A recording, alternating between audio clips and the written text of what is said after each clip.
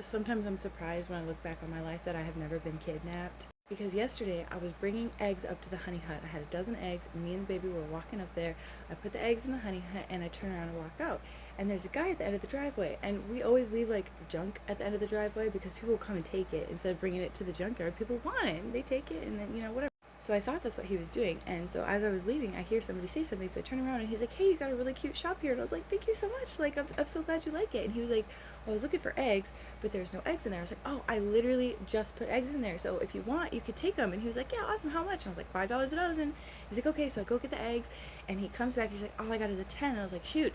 Well, I don't have any change on me. Do you want me to run back to my house and I'll get you some change?" He's like, "Yeah." So I give him the eggs. I got the 10. And me and the baby walk back to the house. So I get back to the house and I ask my parents, I'm like, "Hey, can you watch the baby real quick so I can go get this guy some change?" And they're like, "Yeah, sure." So I leave my phone. I leave everything. I get the four-wheeler and I drive up there, okay?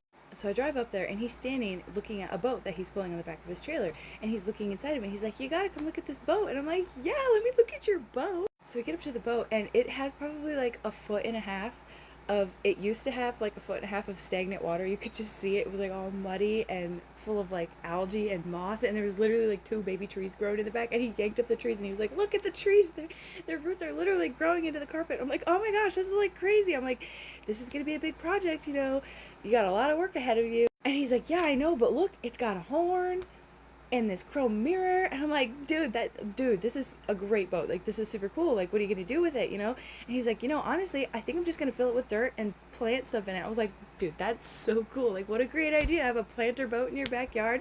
And we're sitting there chit-chatting, and he's not being creepy at all in any way whatsoever. He had great vibes, right? That's probably why I felt so comfortable. But I'm like looking, we're at the end of this driveway at a very desolate road with nobody around. He's got his truck running. He's got the door open, and we're standing very close to each other. I don't have my phone. Like, he easily could have like snatched me, threw me in his truck, and drove off, and nobody would have known. Nobody would have heard me. Nobody would have been the wiser. And this isn't even the first time that this has happened, where I've done something really stupid, and I look back, and I'm like, wow. Hindsight's always 2020. Maybe you should pay more attention in the moment. I'm just happy with how gullible I am. Not many people have taken advantage of me. Not many.